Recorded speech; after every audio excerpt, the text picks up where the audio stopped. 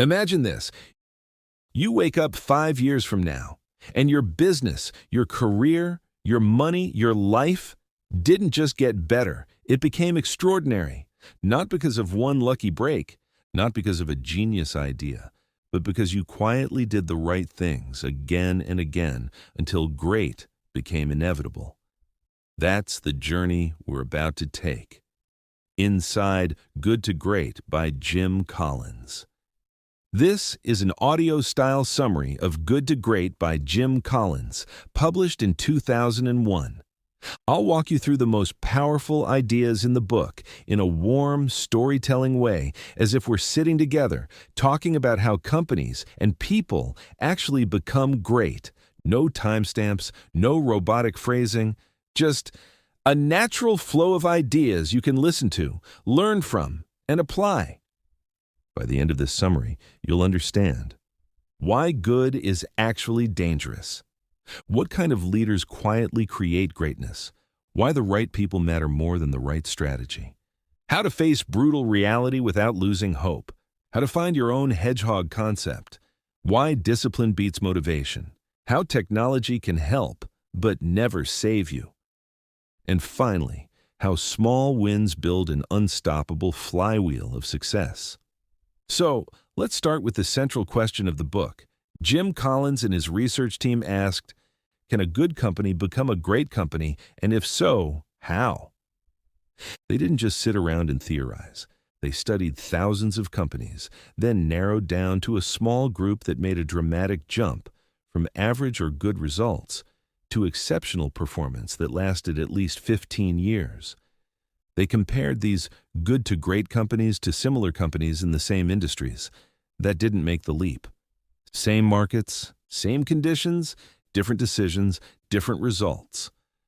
Out of that research came a set of patterns, not one big secret, but a collection of disciplined practices that, together, create greatness. Let's start with the simple but brutal truth at the heart of the book. 1. Good is the enemy of great. Collins opens with a hard line. Good is the enemy of great. What does that mean? Most companies don't become great, not because greatness is impossible, but because good enough is comfortable. The business is profitable enough. The team is fine. Customers aren't complaining too loudly. The boss gets a decent bonus. So everyone settles. They don't push for greatness because, why bother? Things are okay. But okay rarely leads to something legendary. This idea applies far beyond business. You can have a good job that kills your chances of a great career, a good income that keeps you from building real wealth, good habits, but not great ones that transform your health, your focus, your life. The first step from good to great is simply refusing to settle. Great companies, Collins found, had leaders who were deeply dissatisfied with good enough, not in a noisy, dramatic way, but in a quiet, persistent, almost stubborn way. They believed, we can do better, we must do better, and we will do it the right way. That brings us to the first major finding of the book. 2. Level 5, Leadership. The paradox of great leaders. When most people picture a great leader, they imagine a charismatic CEO, the larger-than-life personality, the person on magazine covers, the one giving bold speeches and making dramatic moves. But Collins found something surprising. The leaders behind good to great transformations were almost the opposite. He calls them level 5 leaders. Let's walk through what that means. The leadership hierarchy. Collins describes leadership as a 5-level hierarchy. Highly capable individual, you have talent and skills. Contributing team member, you work well with others. Competent manager, you organize people and resources effectively. Effective leader, you set a vision and stimulate higher performance. Level 5. Leader, you blend deep personal humility with intense professional will. That last level, level 5, is where greatness lives. Humble but fiercely determined. Level 5 leaders are almost paradoxical. On the outside, they often seem modest, even shy. They don't brag. They don't crave attention. They don't see themselves as heroes. But inside, they are absolutely relentless about building a great company. They have two big traits: personal humility. They give credit to others when things go right. They take responsibility when things go wrong. They care more about the company's long-term success than their own ego or image. Professional will. They are fiercely determined. They will do whatever it ethically takes to make the company great. They make tough decisions even if they're unpopular, as long as they're right. If you want a mental image, think less rock star CEO and more quiet, determined architect who shows up every day to build something that will outlast them: the mirror and the window. Collins uses a powerful image. When things go well, level 5 leaders look out the window and credit other people, luck, or external factors. When things go badly, they look in the mirror and take responsibility. Weak leaders do the opposite. They look in the mirror to take credit, and out the window to blame others. Now, here's why this matters to you. You might not be the CEO of a big company. You might be building a small business, running a YouTube channel, leading a small team, or just leading your own life. You can still practice level 5 leadership. Be humble enough to keep learning. Be strong enough to take responsibility. Be ambitious, not for your ego, but for the mission you serve and the people you lead.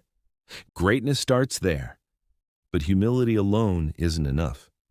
You also need the right people. Third, first who, then what? Most of us think strategy starts with a question: what should we do? What's the right plan? What's our big idea? Good to great companies flipped that logic. They didn't start with what, they started with who. Collins sums it up like this: first who, then what. Get the right people on the bus. The metaphor he uses is simple. Your company or your project is like a bus. Your journey is where that bus is going. Most leaders say, "Where do we want to go?" Then they hire people to help them get there.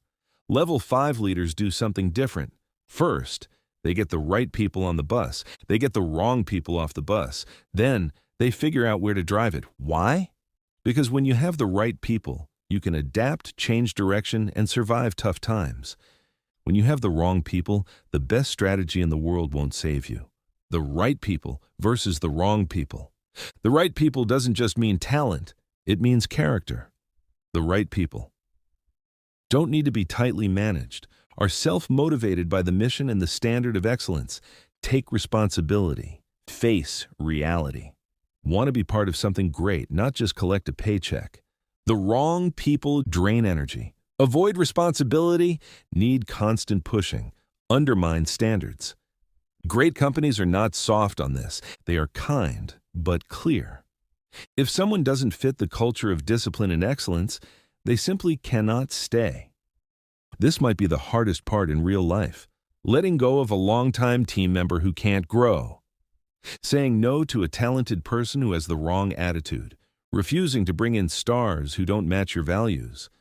But if you want greatness, first who, then what is non-negotiable. Once the right people are in place, you can move to the next step: facing reality. 4. Confront the brutal facts, the Stockdale paradox. Greatness rarely comes from wishful thinking. It comes from looking reality straight in the eye. Collins found that good to great companies developed a culture where truth could be heard. People were not punished for bringing bad news. They were encouraged to surface problems, data, and uncomfortable facts. This idea is captured in what Collins calls the Stockdale paradox. The story behind the paradox. The paradox is named after Admiral Jim Stockdale, a U.S. Navy officer who was a prisoner of war in Vietnam for 8 years. He was tortured, isolated, and had no clear idea when or if he would be freed. Collins once asked him, "How did you survive when so many others didn't?" Stockdale said something unforgettable. He explained that the ones who didn't make it were often the optimists. Not because optimism is bad, but because they clung to specific expectations. We'll be out by Christmas. Then Christmas came and went. We'll be out by Easter. Then Easter came and went. We'll be out by Thanksgiving. And on and on. Eventually, their hope collapsed. Stockdale took a different approach. He said, in essence, I never lost faith that I would prevail in the end. But I also confronted the brutal facts of my current reality, whatever they were. That's the Stockdale paradox. You must maintain absolute faith that you will prevail in the end, while also confronting the brutal facts of your current reality. How great companies apply this. Good to great companies did the same. They didn't deny problems. They didn't sugarcoat bad results. They didn't hide behind excuses. They asked hard questions. Why are we underperforming? Where are we weak? What are customers really saying? Which products should we kill? Where are we losing and why? And they created environments where anyone, not just top executives, could share those truths. Here's the key. Facing brutal facts doesn't mean losing hope. It means building hope on a foundation of reality. In your life, this might mean admitting that your current strategy isn't working, looking honestly at your finances, accepting you need new skills or new habits, owning your mistakes. You don't give up. You simply say, this is where I really am, and I will build from here. Once you face reality, the next question becomes, what should we focus on? That's where the Hedgehog Concept comes in. 5. The Hedgehog Concept. Focus that creates greatness. Imagine a fox and a hedgehog. The fox is clever, fast, and full of ideas.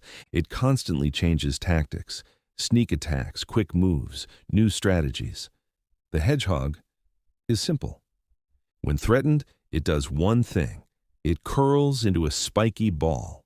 It does this every time. And it works. The fox knows many things. The hedgehog knows one big thing. Collins uses this ancient metaphor to describe great companies. Good companies behave like foxes, chasing many opportunities, changing direction all the time, trying complicated strategies. Great companies behave like hedgehogs. They find one powerful, simple, guiding concept.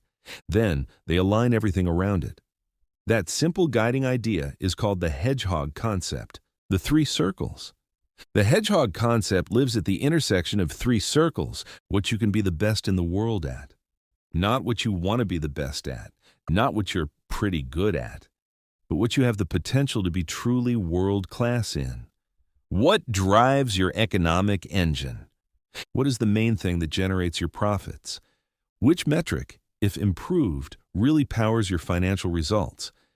For one company, it might be profit per customer. For another, profit per product line. For a creator, it might be revenue per view, per subscriber, or per client. What you are deeply passionate about. What work makes you feel alive?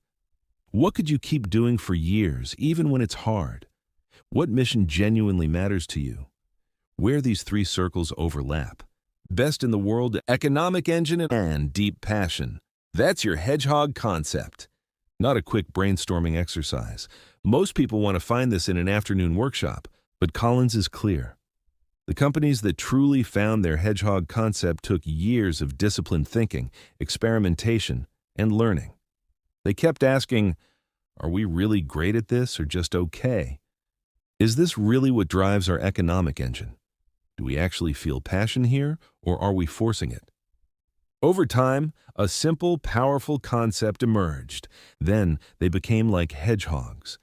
They stopped chasing every opportunity. They said no to distractions. They focused relentlessly on that one big thing. You can do the same, even as an individual. Circle 1.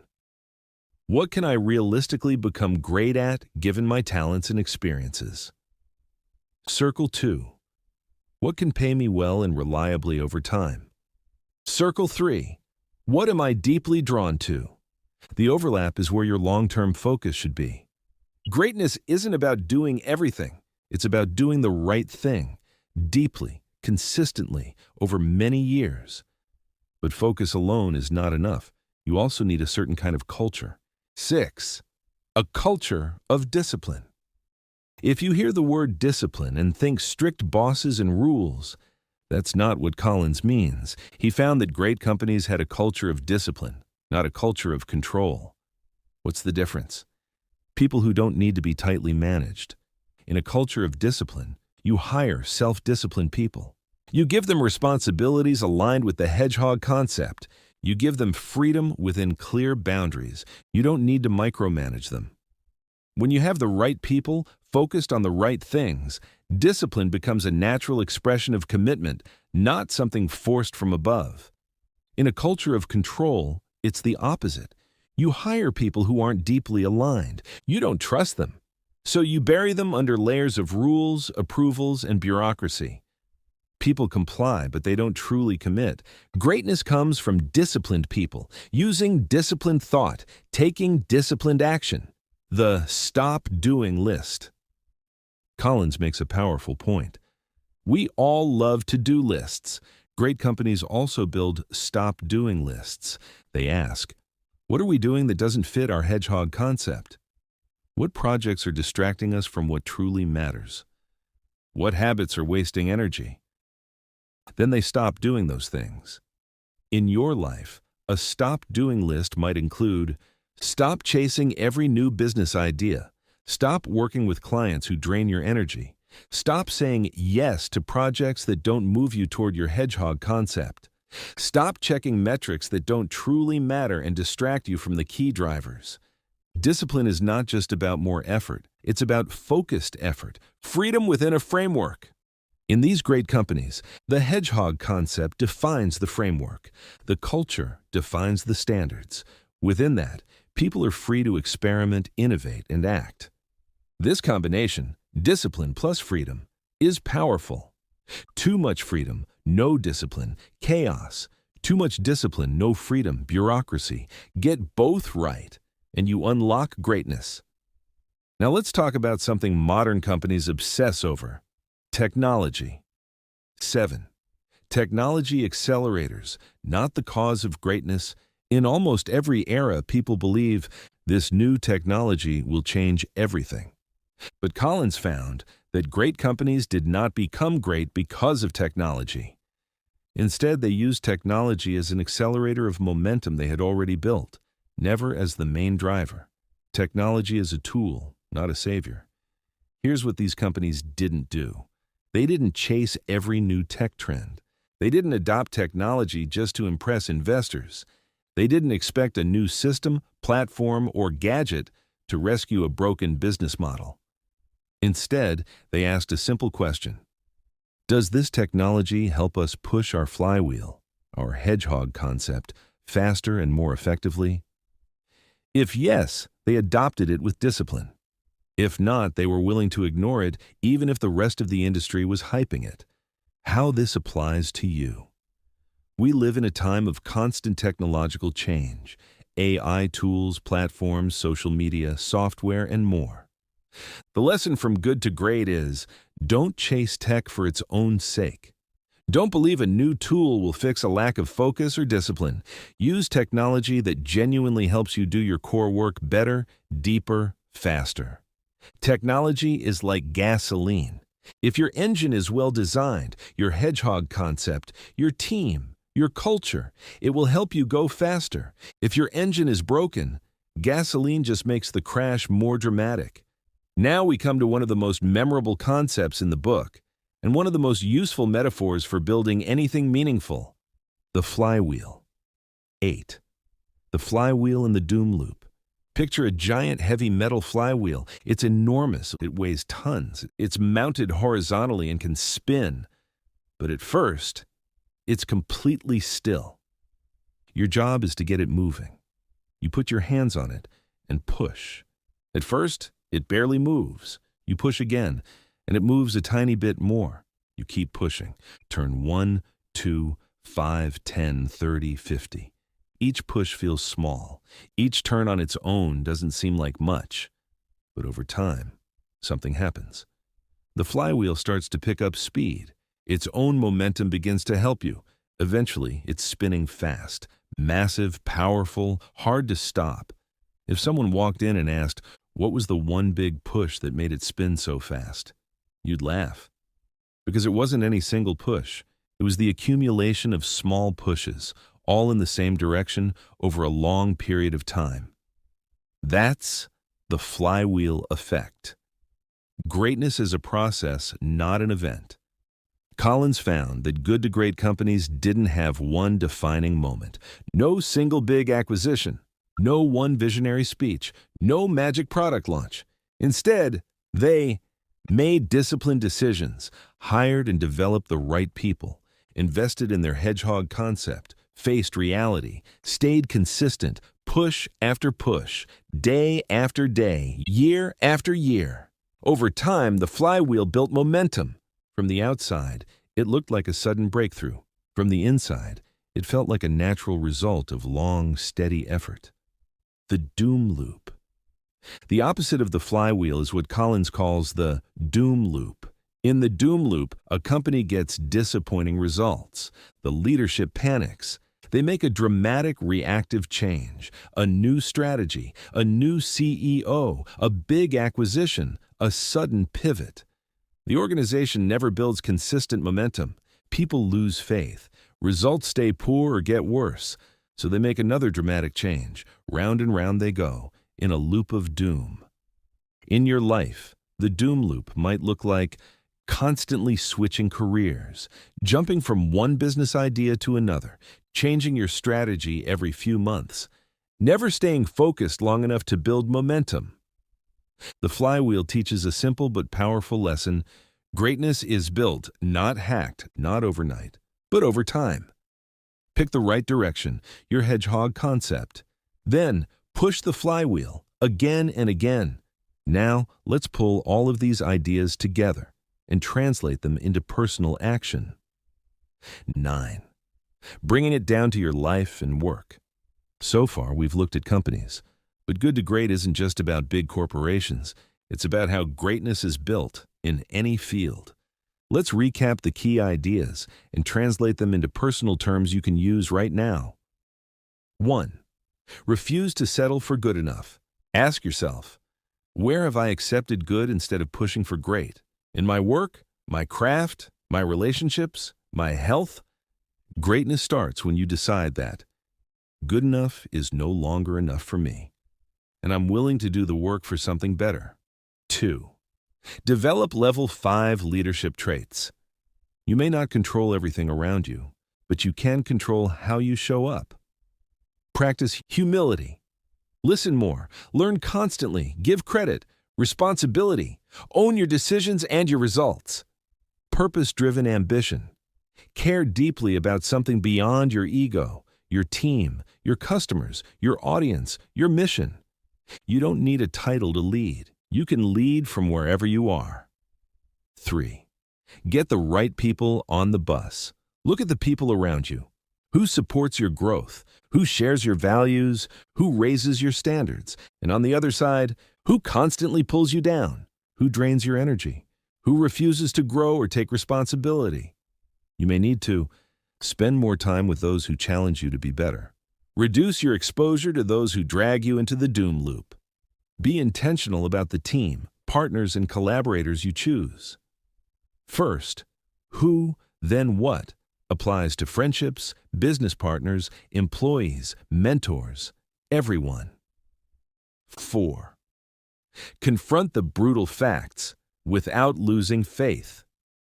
Pick an area of your life or work that matters to you. Now ask, what are the brutal facts here? What's working and what's not? What have I been avoiding, denying, or sugarcoating? Write it down. Face it honestly. Then, pair that with deep faith. Faith that you can grow. Faith that better results are possible. Faith that if you stay disciplined and keep learning, you will improve. That's the Stockdale paradox in your own life. 5. Discover your personal Hedgehog Concept. Think of the 3 circles again. What can you be truly excellent at? What can sustain you financially? What are you deeply passionate about? This won't be obvious overnight. It may take months or years of trying things, reflecting, and adjusting. But keep coming back to those circles. Each time you learn something, refine your answer. Your personal Hedgehog Concept might be teaching complex ideas in a simple way, building a certain kind of service business, creating content about a topic you love, designing products that solve a specific problem better than anyone else. Whatever it is, once you find it, commit. 6. Build a culture of discipline, starting with yourself. Great companies have cultures of discipline. You can build a life of discipline. Ask yourself, what do I need to stop doing because it doesn't fit my hedgehog concept or my values? What are the few key habits that, if done consistently, would change everything? Maybe it's 1 hour of deep work every day, a weekly review of your goals and progress, a strict rule about what you say yes to, a routine for learning, reading, studying, practicing. Discipline is not punishment. It's the path to freedom and results. 7. Use technology as an accelerator, not a crutch. Whatever tools you use, software, AI, social media, platforms, start with your concept and discipline. Then choose tech that helps you do your core work better. Don't chase every trend. Ask, does this help me push my flywheel? If yes, great, and if not, it's a distraction. 8. Commit to the flywheel. Finally, commit to the flywheel in your own life. Pick a direction that fits your hedgehog concept. Then, show up, do the work, improve your craft, serve your customers or audience better. Learn from feedback, make small, smart adjustments, day after day, week after week, year after year. At first, you'll see little movement. That's normal. But don't quit after a few turns. Don't jump into the doom loop because it's taking longer than you hoped. Trust the flywheel. The world often celebrates breakthroughs, but rarely sees the years of quiet, disciplined turning that made them possible. Good to Great is not a book about clever tricks or quick hacks. It's about something much more powerful and much more rare. It's about leaders who are humble but fierce. Teams built on character, not just talent. The courage to face the truth without losing hope. The discipline to focus on what really matters.